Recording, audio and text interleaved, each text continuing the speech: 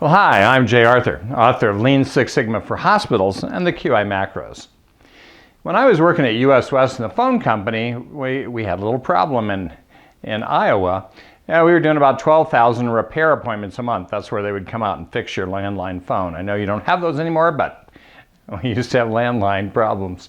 But anyway, so customers were complaining because we would tell them we would fix their phone 4 days from now. So on Monday, we'd tell them Thursday and so on. And we'd make an appointment for a repair technician to come out. Now, guess what? People would take time off from work to stay home to greet the poor repair guy, but the repair guy would not show up and their phone would start working again.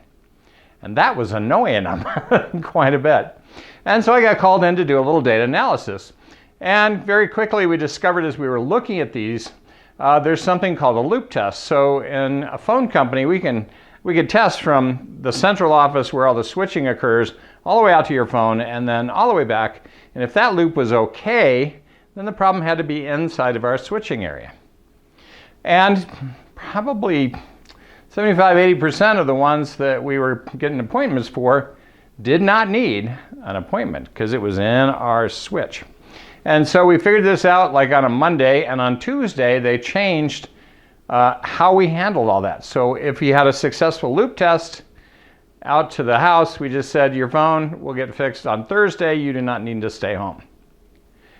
And I'm telling you, the old plant guys, now these are the guys who took care of repairing, maintaining, and connecting all the phones out there in the world, and in Iowa and 14 states total. I'm sure they were not happy about this. But a month later, we discovered that we hadn't had any problems. And we still had about 3,000 repairs where you had to go out to the customer premise and fix stuff, but about 9,000 of those went away. And we didn't have to redo appointments to come out and work with them. Now, I can tell you what happened. Somewhere along the way, some old plant guy said, hey, my guys went out there, the people weren't home, I need you to make a repair appointment with everybody. Now, guess what? That was not a good choice, right? That was based on gut feel, not on anything. Now, this is what I call punishing the masses for the sins of the few. So we punish all these other people for the sins of a few people who weren't home, or some gut feel trial and error thing that came out of somebody's imagination somewhere. That's one example of this. Now, I just saw a presentation on blood tubes and waste in hospitals. And the essence of it is about every patient that gets blood, they take extra vials. Well, why would they do that? Well, just in case we need to do another test. Well, wait. Let's find out how many times you have to do that. And it turns out 93% of the time you didn't need to take an extra vial. So we were punishing 93% of patients with an extra vial. Now, I assure you, if you look at the presenting symptoms of that patient, you can guess whether you might need an extra vial, and you could do that.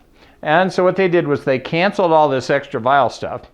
They put in some new protocols and said, well, when do we think we'd really need that? Let's go look at the 7% that need an extra vial, and let's find out what the characteristics of those patients are, and let's make sure that we set up the protocols so if we're collecting blood for these kinds of patients, we know that we should get a little extra blood. Now, if you're getting too much blood, guess what? If you have somebody who's anemic and you keep taking extra vials of blood, guess what? They become more and more anemic. That's not good, so it causes patient harm. And then it costs a whole bunch of money to take that blood tube and get it recycled because it's hazardous waste and it can't be disposed of in the usual fashion. It costs money. All right, so just the tubes alone were $12,000 a year, and I'm betting the disposal was, $24,000, $36,000. I don't know what it was, but it was more than the tube, obviously. This is another case where we're punishing the masses for the sins of the few. Now, I don't know about you, but I see this way too often. Way too often. So, I'm Jay Arthur. That's my improvement insight for this week. Watch out for punishing the masses for the sins of the few because you were too lazy to get a little data to figure out exactly what you need to work on and leave everybody else alone. Leave them all alone. All right? It's hard on them. It's hard on the economy. It's hard on everyone else. Let's just get a little smarter. Use a little data. Let's go out and improve something this week.